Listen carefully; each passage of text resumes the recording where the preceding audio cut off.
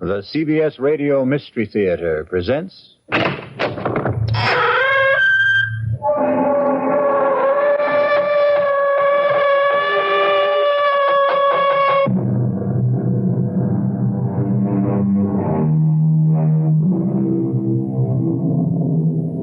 in. Welcome. I am E.G. Marshall. Welcome to the world of terrifying imagination. Our story deals with fate. Some call it luck. Whatever it is, it works in the strangest ways to reward us or defeat us. Fate walked into Charles Powell's life in the person of Clint Livitz. Now, look, Clint, or whatever your name is, I don't like you, and I don't like your insinuations. Now, if you don't get out of my office and leave these premises immediately, I'll have you put out. You must be putting on an act, Mr. Charles Powell. Or maybe this'll jolt your memory. 3541063. What? Yeah. I thought that would do it, Charlie. I thought that might help you remember.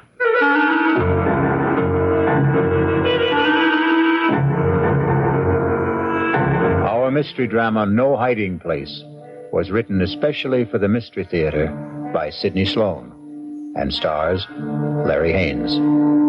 It is sponsored in part by the Kellogg Company, makers of Kellogg's Special K cereal. I'll be back shortly with Act One.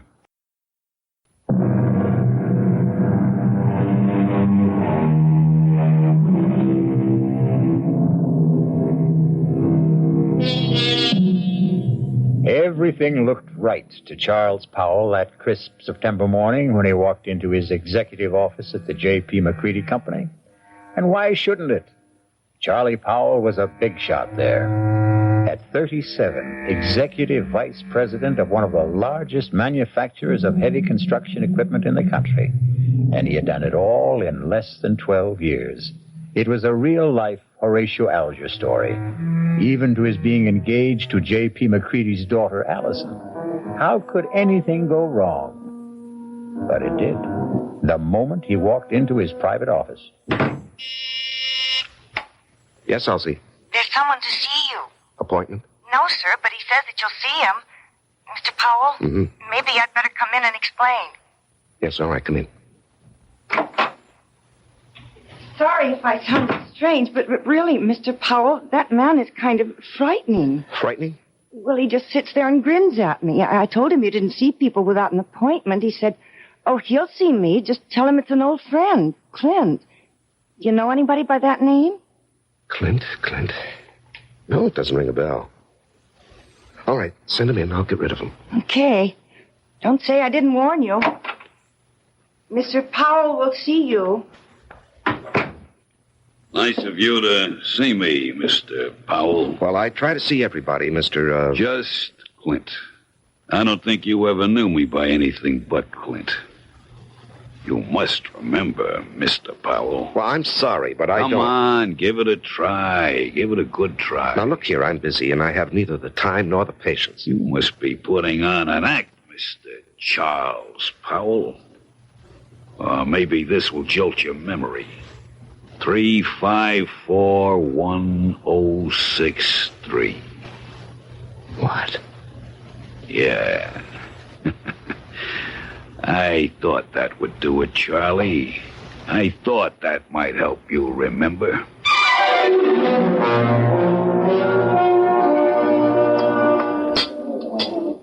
Charles? Oh, I'm sorry, Mr. McCready. I guess I was daydreaming. Something bothering you, young man? Oh, no. I hope not. Here I take you to the best French restaurant in town.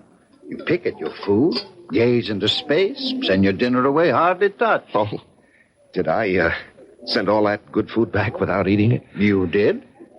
I particularly wanted to see you alone, Charles, because I have a little news for you. News? What kind of news, Mr. McCready? And that's another thing. You're so damned formal with me. Mr. McCready. Do you realize that in exactly 5 weeks you're going to be one of the family? Yes, of course I realize. How could I overlook it when Allison keeps reminding me regularly? Very well, then. Do you think it proper to call your father-in-law to be Mr. McCready? If you don't start calling me John... Okay. John, it'll be. I'm going to leak a little information to you. Yes? As you know, I've been thinking of stepping down from the presidency of the company. Yes, well, it has been rumored, but I wish you'd reconsider. Now, sincerely, the place wouldn't be the same without you. Oh, I'll still be there, Charlie. I'm not giving up my stock. The name of the company will still be J.P. McCready Company. The only difference will be that you will be sitting at my desk. Sitting at your desk? Well, I thought Hedges was slated to take over when you stepped down. No. Well, Tom was seriously considered, but he's a bit too old for the job. No, the company needs young blood. Well, I'm really bowled over. I've watched you grow. Come up on merit, ability. You're going to go far, my boy. Of course, the board will have to vote on your appointment, but that, as the saying goes, is in the bag. Well, there's something you've omitted, John. You haven't asked me if I wanted the job. Is it necessary to ask? I remember another lunch with you several years ago. We got talking about ambitions, and you said that you would never be satisfied with second best. It had to be the top job, or you'd move on. Yes. But that was before this morning. Hmm? What? Nothing. Just mumbling.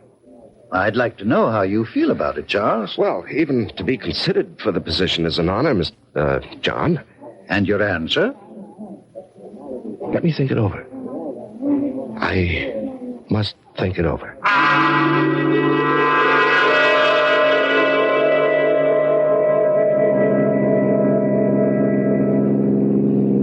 Trying to collect your life insurance, Charles?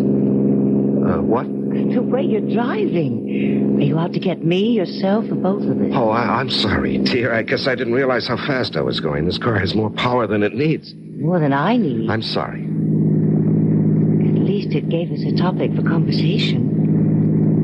What did? You're driving. Darling, I'm the girl you asked to marry you. Something is troubling you, something big.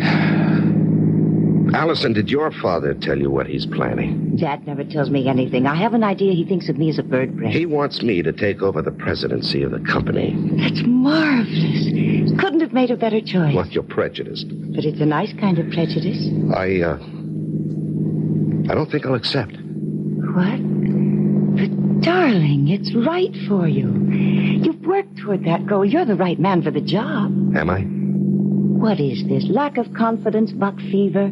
You're being ridiculous, darling. No, I'm being practical and sensible. My being president of the McCready Company would bring nothing but trouble. What are you saying? I'm even considering resigning my present job. Why?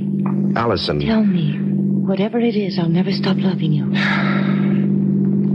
I'll tell you. When I get up enough courage. Please, darling, be patient with me. Just be patient. I love you, too.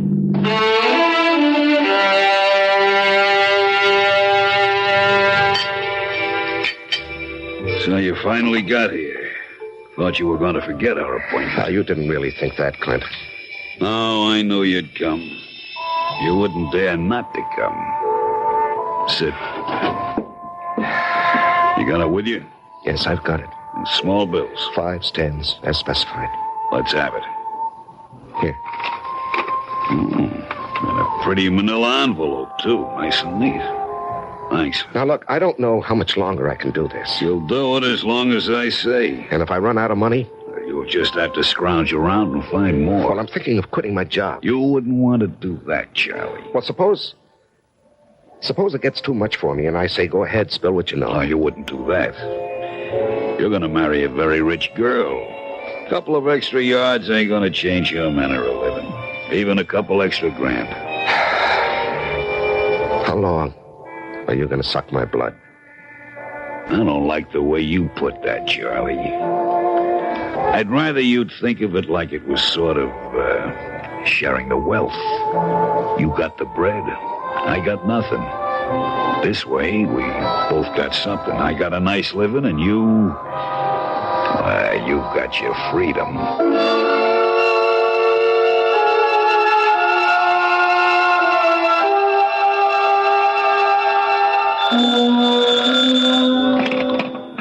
Hello? Charles? Oh, yes, Mr. Yes, John. Sorry to bother you at this hour. You wanted to sleep, were you? At 10:15, no. The reason I'm calling... Yes. Is something bothering you, my boy? Well, I've had some things on my mind lately. I'm sorry it was so noticeable. Well, it occurred to me that a young man gets a bit absent-minded as the day of his wedding approaches. Perhaps a bit frightened. No, it isn't that, J.P. Oh, excuse me, John. Someone's at my door. Hold on. Just a moment. Forgive me for coming here. Shh. I've got your father on the phone. Come in, darling. Hello, John. It was just the porter with a package. What were you saying? Oh, nothing really. I'm just concerned. Whatever's troubling you can be taken care of. I'm backing you all the way. Well, I appreciate your feelings, J.P., but there really is no cause for concern. I'll snap out of this in a day or so. Good. It's reassuring to hear you say that. Forgive me for disturbing you. No, I wasn't disturbed. Thanks for calling. Good night. Good night, J.P. Even Dad notices that something is wrong. Yeah. I haven't seen you in 3 days. You trying to tell me something? All I want to tell you is that I love you very much. From a distance. I called you at your office twice this afternoon. Allison,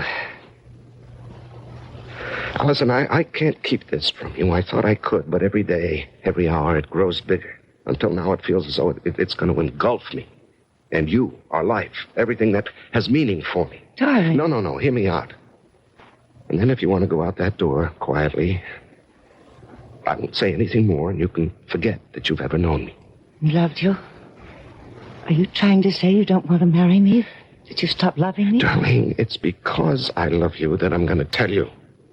I considered keeping the whole matter from you, writing out the trouble and probably overcoming it. Darling, how little you know me. No matter what the trouble is, I want to be with you. If you want me.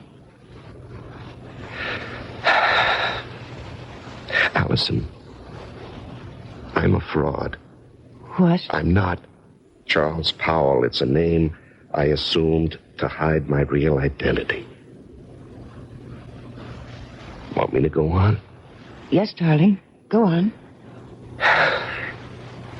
At the age of 22, I was charged and convicted of murder and sent to San Quentin for life. I was innocent. Evidence, circumstantial evidence. Court-appointed attorney who didn't know what to do or didn't care. A weak effort to appeal, which was refused, and there I was, at 22, in prison for life. Chance of a parole only after serving 20 years. I'd be old, all my young life confined in prison. So, when I had a chance to get out... You escaped. And ran for 2 years. Do you know what it means to be hunted? You can't get a job, you have no place to live, you can't ever sleep for fear someone will see you and turn you in. Oh, darling. I was ready to give myself up. When I suddenly discovered that it wasn't necessary to run any longer. I picked up a 2-week-old newspaper and read a report of my death. What? Yes, a man had been burned to death in a flophouse fire. The only thing he had on him was something that I had kept, my only possession. A locket belonging to my mother. It had a picture of her, taken when she married my father. And it had been stolen from me as I lay asleep in a freight car. I guess the thief thought it was gold. It was just cheap gold plate. And the man was identified as you? My mother and father's names were inscribed on the back. The man was so badly burned that the locket was the only thing that could possibly identify him. And after 2 years of hunting, the authorities were glad to close the file on Robert Hagen. Robert Hagen? Sounds so strange. The name doesn't fit you. Oh, it sounds strange to me, too, now. Darling, I'm innocent. I never did it. It was all a mistake. I don't doubt that for an instant, dearest. I only wish you'd never told me. I had to tell you. You see, someone knows who I am. He's blackmailing me.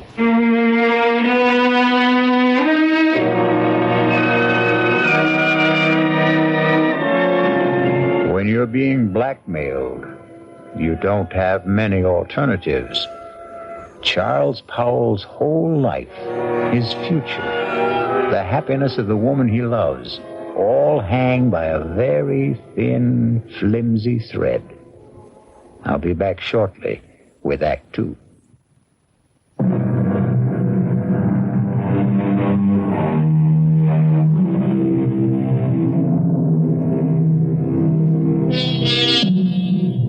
When Charles Powell chose to give in to his blackmailer, he didn't envision the trouble that was building up for him. Just keep paying and I'll keep my mouth shut, his blackmailer assured him.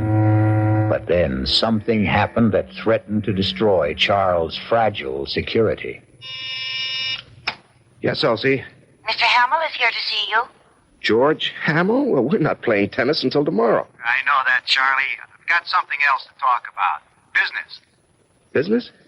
Yours or mine? Mine. But it concerns you. Okay, come in, George. Sorry to barge in on you. I know you're busy. Well, I'm never too busy to see George Hamill, rising young district attorney and next governor of the state. Your humor creaks, Charlie. Seriously, I've got something that sort of disturbs me. Oh? What does? Well, last night in a bar over on the west side, a man was bashed over the head with a bottle. He's in serious condition. Well, what has that got to do with me? Well, the man who did the bashing, an ex-con by the name of Clinton Livitz, Yes? he's asking for you. Says you'll go as bail. Now, what I want to know is, how does a guy like you get mixed up with a Joe like that? Now, George, what did you think? That he and I were buddies or something? I didn't know what to think. Well, I do know the man. He He applied for a job with the company a week or so ago. The foreman who interviewed him discovered he was an ex-con, and he refused to hire him. It was brought to my attention when one of the societies that helps ex-cons called me. So you got him a job in the plant? No, I couldn't. I mean, I wouldn't go over the head of the foreman, but I did see him, and I handed him a couple of dollars. Couple of dollars? You know how much money he had on him when we brought him in? $276. Oh, well, maybe he got lucky at the races with the money I gave him. How much was it? Oh, gee, I don't remember. 15, 20. I just took it out of my pocket and handed it to him. It was a way of easing my conscience. I felt bad about the way our foreman had treated him. Well, take my word for it. This Clint Livitz is a bad customer. Stay away from him. Uh-huh. What will become of him? Well, he'll go back to the pen where he belongs. What's the bail set at? $5,000. You're not seriously considering putting it up, are you? No, I was just asking. Because if you are, that's the last you'll see of your money. And for that matter, Mr. Livitz, he'll jump bail. Please, George, I'm a big boy now, and I think I can make my own decisions. Well, who would have thought it? Charles Powell Bleeding Heart. Now, look, we've been friends for over 5 years. When you were running for DA, I backed you with substantial contributions. I like you. You're my friend. Now, let's not kick that all out because of some stupid disagreement. No. Let's not kick it out. I'm sorry, Charlie. But I just can't understand what your connection with that ex-con is.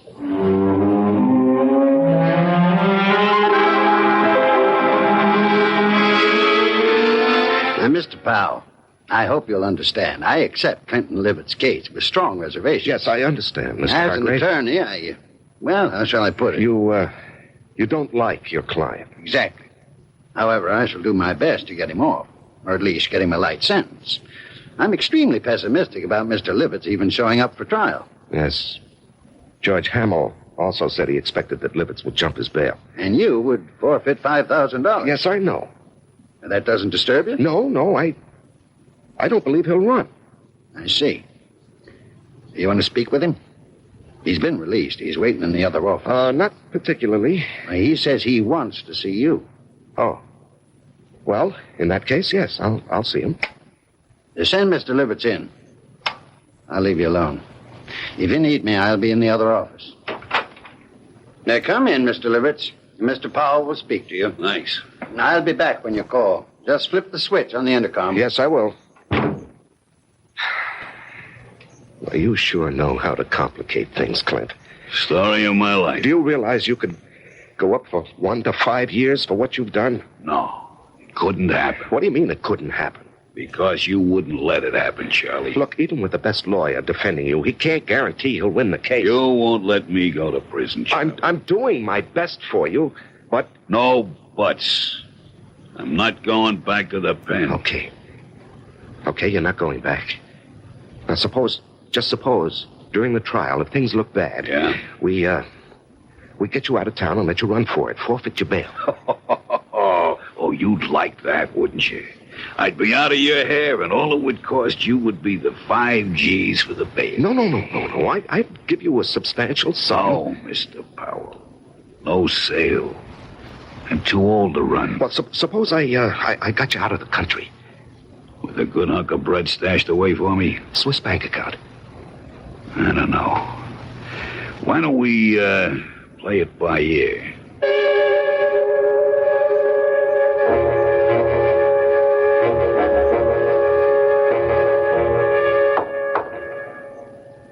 Come in. You, wanted to see me, J.P.? Yes. Can you spare a minute? Yeah, sure. I've heard it on the grapevine that you were... How shall I put it? That you were aiding some ex-convict in trouble with the police. That true? Yes, it's true, John, and I think I know what kind of grapes grow on that grapevine. All right. Now, George Hamill. Oh, that damn busybody. Why can't he stick to his job and... Now, George is a friend. He tells me that the man you're protecting is a rather reprehensible character. Will you let me explain? It's just a matter of policy, my helping this man. Policy? Well, yes, you did ask me a few days ago to consider taking over the job of running this company. You're going to accept? Well, I was going to tell you today. Wonderful. Wonderful news. Allison will be delighted.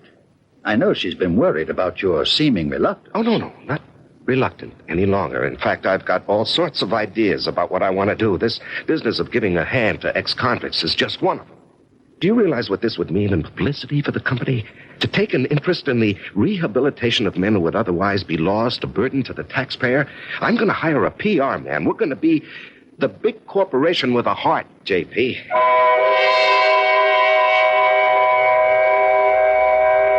Lies. Lies, and more lies. How can I keep all these phony stories straight, Allison? It's like a long, dark tunnel with no ending. It will end, and it will all turn out all right. Don't lose your courage. Now, I love you and need you. We'll worry this out together. You know what I've considered. What? Going to the authorities and saying, look, I'm Robert Hagen, the man you think died 13 years ago. No, darling, they'd throw you back into prison. Well, I'd hire the best lawyers. No, don't. Please don't take such a chance. What would I do without you? Darling, I don't know how much longer I can stand this pressure. I've got to do something to free myself. Why not give him a lot of money and ask him to go away? Promise to stay away forever. In Hargrave's office, I suggested that he jump bail and get out of the country. What did he say? Well, when I mentioned a big sum, I didn't exactly say how much. A Swiss bank account. He was interested. Did he say he would accept? Well, we were interrupted, and he didn't say definitely. Offer him anything. Just get him to go. Well, how would I get a large sum of money together? I have some small investments, a fair bank account, but what he might want would be beyond me. You forget you're marrying a very rich girl. Oh, no, I wouldn't think of that. Don't give me that male ego business. I've got money. Dad was nice enough to give me a big hunk when I was 21. Now, look, Allison. With all my earthly goods, I thee endow. We're not married yet. You're not going to back out now, not after I've endowed you with all my earthly... Or is it worldly goods?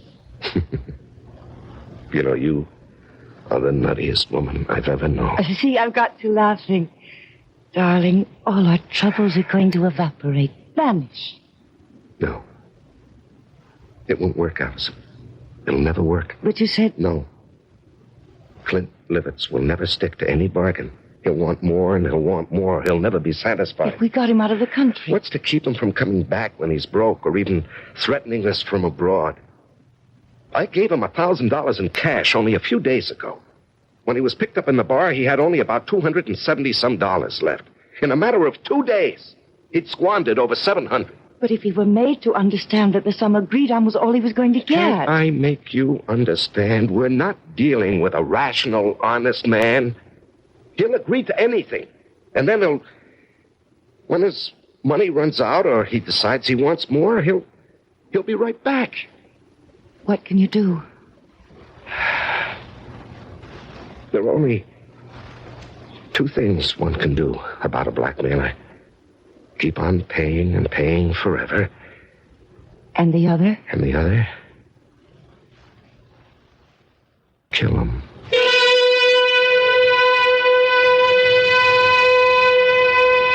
Just 2 ways to deal with a blackmailer. Charles now must face his conscience. The thought that has been in the hidden recesses of his mind has been spoken aloud. We will be back shortly with Act 3. This is WBBM Chicago News Radio 78.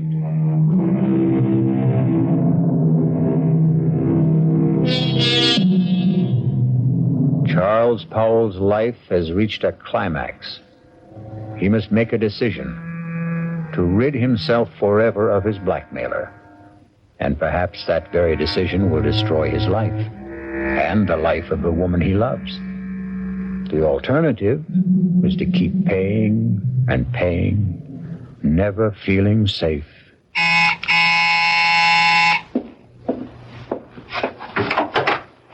Oh, Allison, I was, You were expecting him, weren't you? Yes. I gathered as much when I called you at the office this afternoon. Aren't you going to ask me in? Yeah, come in. You were so evasive. Well, he, wanted to see me this evening. He, wants more money. And you're going to give it to him? Well, I haven't many choices, have I? You mentioned one. No, Allison, I'm sorry I let that slip out. I didn't mean it. I couldn't go through with that if I wanted to. I could. What? Honey, you don't know what you're saying. I know very well what I'm saying. How long do you think you can keep this business hidden? Well, I don't know. Maybe forever. Look, he's not a young man. All those years in prison, the kind of life he's led. How many years do you think he has left? He could die tomorrow. He could do something tomorrow that would expose the whole game, and then where would we be? No, Charles, I love you. I want us to marry and live a good, peaceful life. How can we with all that hanging over us? Oh, Allison, darling, you don't really know what you're suggesting. Look, maybe if we could get him to leave the country. You said there were only 2 ways to deal with a blackmailer. To keep paying? No, to murder him is unthinkable. George Hamill asked me to stop by at his office this afternoon. Why? He's not stupid. The story you gave my father about helping ex-convicts as a public relations stunt didn't wash with him. He wanted to know what I know. Well, he was just fishing. The best way would be to make it look like an accident. Allison, Hear me out. A car accident. How? If I cracked up with Clint in the car, I might be the one who gets it. And what guarantee do we have that he would die? No, you can't be in the same car. If he were in another car and you were following him, and if you raced ahead of him and cut him off and forced him to crash off the road. Oh, if. It's too iffy. It's so impossible. It's so dreamlike. It was a dream. Last night I dreamt you were in a car with me.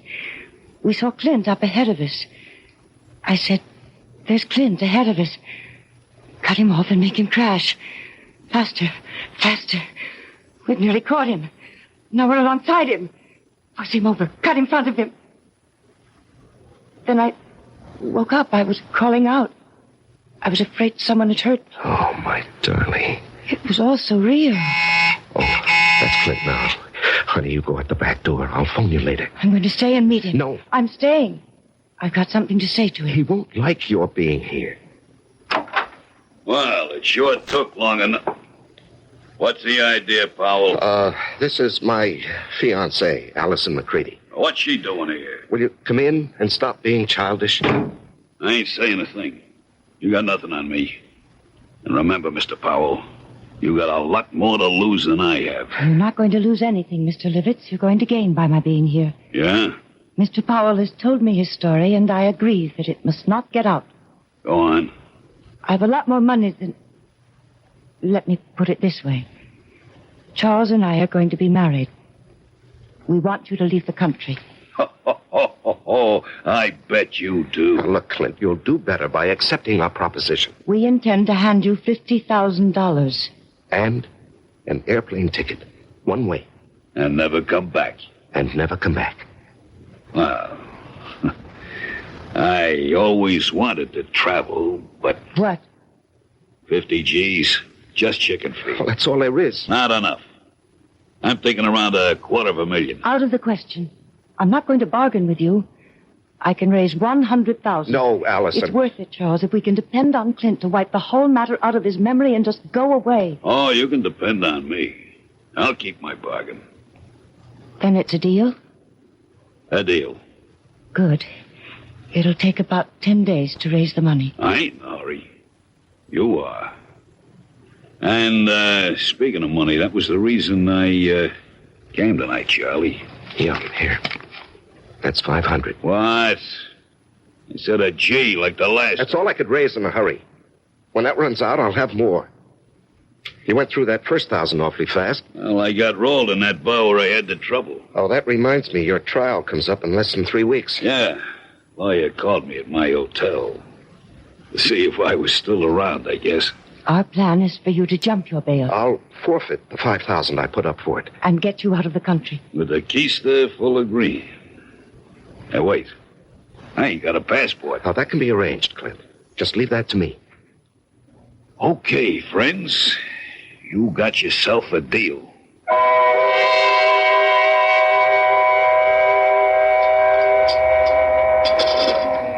Say, Charlie. You're going to put this meal on your expense account, I hope. Too rich for your blood, George? Too rich for my pocketbook. That's JP's favorite French restaurant. Oh, yeah. Nice to have wealthy, high-paid executives for friends. I'm a simple man. I like simple things. And I like simple answers. Meaning? How long are you going to cling to that cockamamie story about your helping ex-cons rehabilitate themselves? Well, it's the McCoy, George. That guy got something on you, Charles? Pardon, monsieur, the telephone for you. Oh, yes, thank you. Where is it? It is here, monsieur. I will plug it in for you.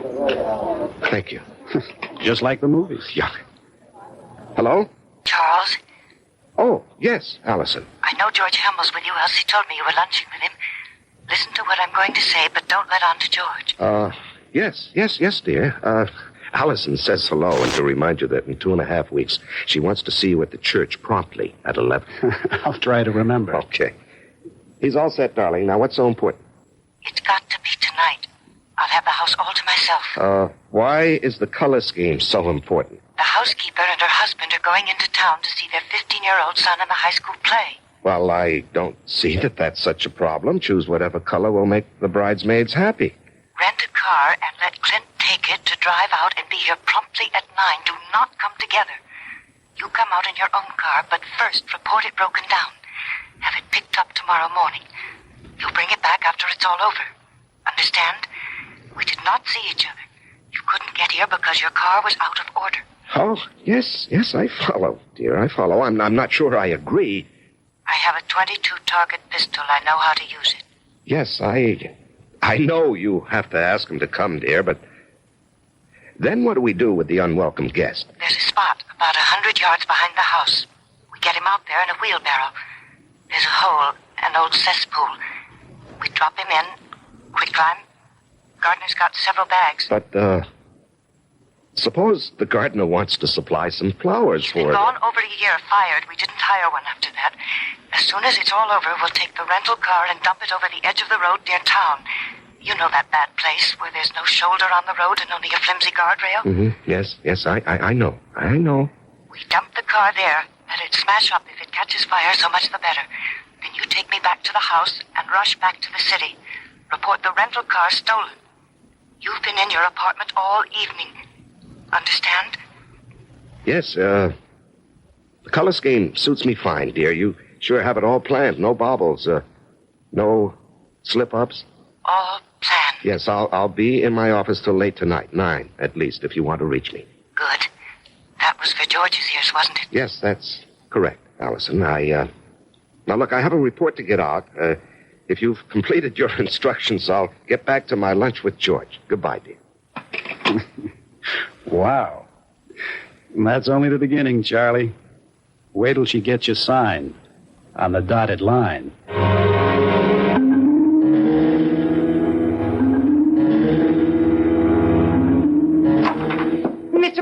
Mr. Powell, something terrible's happened. What is it, Elsie? There's been a terrible accident on the late shift. Man's caught in a machine. The big press, they said. Oh, good Lord. Has the hospital been called? I don't know. Well, call them on your phone. I've got to use this one. Yes, sir.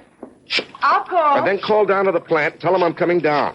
If it's what I think it is, the machine will have to be partially dismantled. Yes, sir.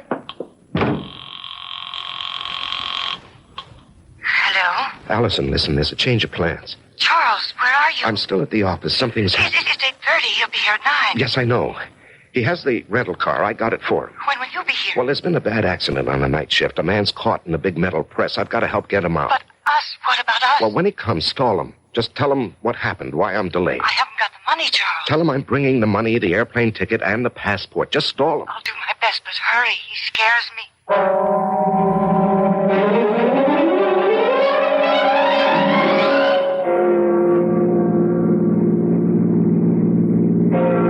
10 o'clock, an hour late. I hope he's still there. The lights are on here. I'm not too late. He's still here. He's still here. Allison! Allison! Open up! Clint! Clint, don't leave! Clint, wait! Will you wait? I'm here! Clint! Clint! I gotta stop him. I gotta catch him.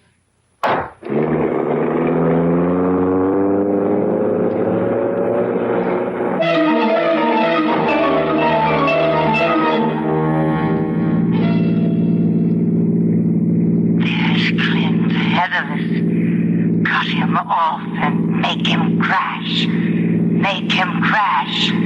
Cut him off. Faster. We've nearly caught him. You're alongside him. Clint. Clint, will you stop? I'll run you off the road. Force him over. Force him over. You've got him off. You've done it. Crashed and burning. Let him burn.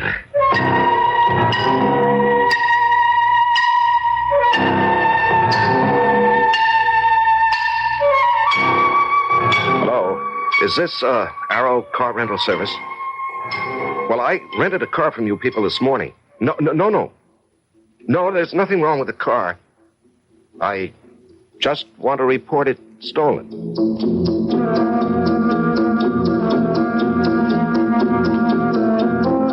The City Foreign Car Service? Look, I asked for my car to be picked up in my driveway. It's still here, and I called, or rather, my secretary called at 10 this morning. My name is Charles Powell.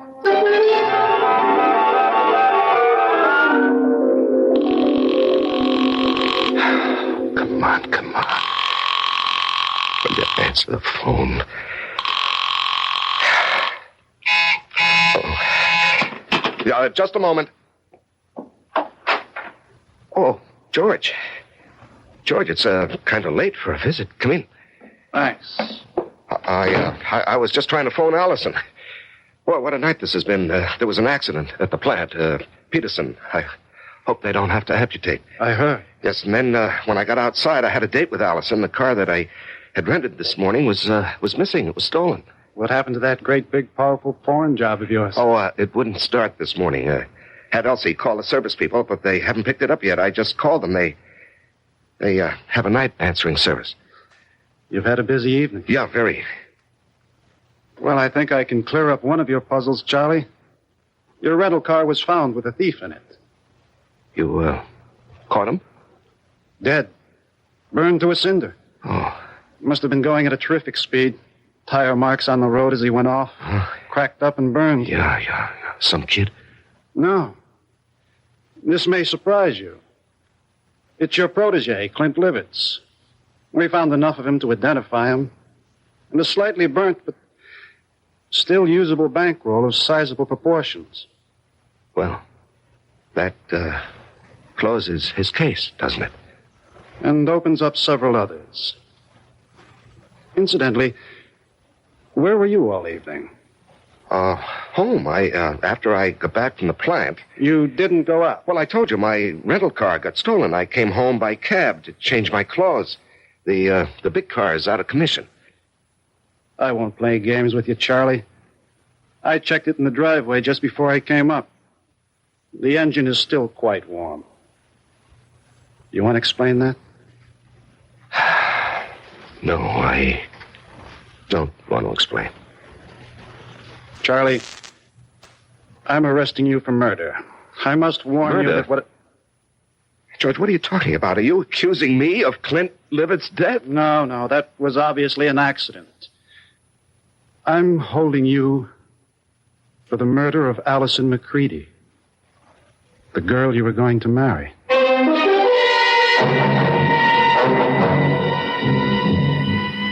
And in conclusion, ladies and gentlemen of the jury, my prosecution of Charles Powell, or Robert Hagan, has been a painful task. I was his best friend. It was difficult to believe that he would kill the woman he loved, but the evidence is conclusive. Charles killed his lovely fiancée because she discovered his real identity. An escaped convict, a killer sentenced to life for another murder. The testimony of the housekeeper, Mrs. Francis, cannot be doubted.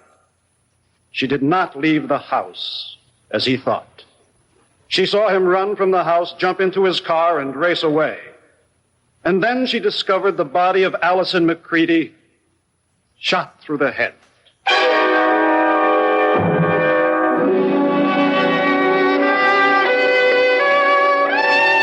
Your Honor, may I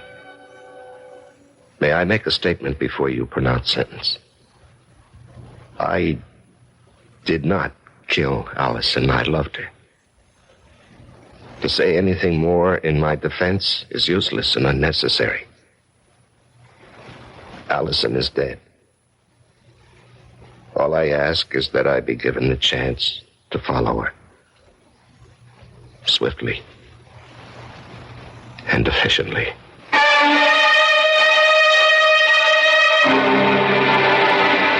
And so a man is twice accused of murder and twice sentenced for the crime.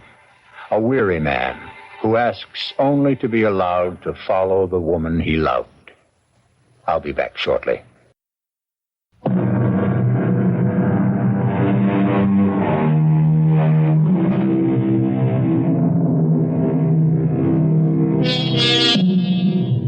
And there we have it.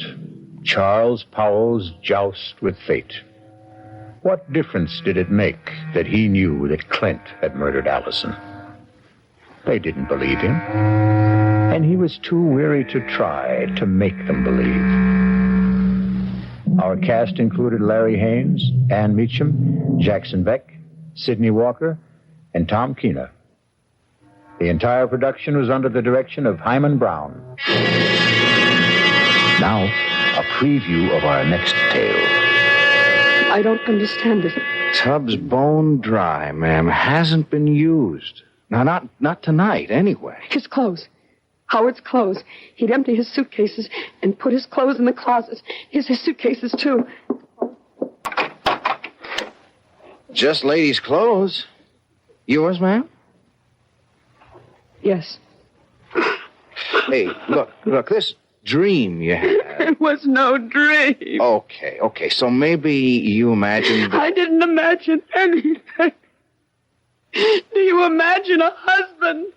Do you imagine a month-long honeymoon? Do you imagine a man in a chair with a knife in his chest? Radio Mystery Theater was sponsored in part by Anheuser-Busch Incorporated, brewers of Budweiser. This is E.G. Marshall inviting you to return to our Mystery Theater for another adventure in the macabre. Until next time, pleasant dreams.